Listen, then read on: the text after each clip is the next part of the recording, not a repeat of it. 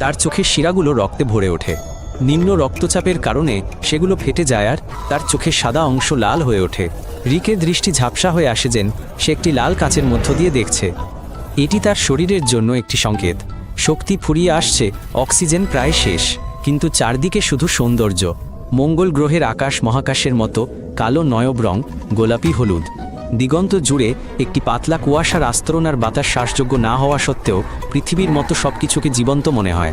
রিক কাশতে থাকে আর তার ফুসফুস আরও দ্রুত খালি হয়ে যায়। তার ত্বক শুধু ঠান্ডায় নয়, রোদে পোড়াও অনুভব করে। বায়ুমণ্ডল এতটাই পাতলা যে তা অতিবেগুনি রশ্মি আটকাতে পারে না। কয়েক সেকেন্ডের মধ্যেই তার মুখ লাল হতে শুরু করে যেন রিক সানস্ক্রিন ছাড়া সৈকতে 1 সপ্তাহ কাটিয়েছে। ঠান্ডার মধ্যেও মঙ্গল গ্রহ আলোয় জ্বলছে। রিক ওপরের দিকে তাকায় আর ফোবস তার ঠিক মাথার ওপর দিয়ে দ্রুত চলে যাচ্ছে। এটি মঙ্গল গ্রহের স্থানীয় চাঁদ, যা মাত্র 7 ঘন্টায় মঙ্গলকে প্রদক্ষিণ করে, এবং এর এই পথ চলা খালি চোখে দেখা যায়। ডিমোস নামের দ্বিতীয় চাঁদটি একটি উজ্জ্বল তারার মতো প্রায় অদৃশ্য। দূরে অলিম্পাস মন্স মাথা তুলে দাঁড়িয়ে আছে, 21,000 মিটার উঁচু এভারেস্টের চেয়ে 3 গুণ লম্বা এবং সৌরজগতের বৃহত্তম আগ্নেয়গিরি। কিন্তু এর সৌন্দর্য উপভোগ করার সময় নেই।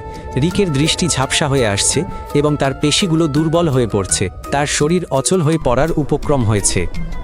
দিগন্তে একটি ধূলিঝড় স্পষ্টতই পাক খাচ্ছে।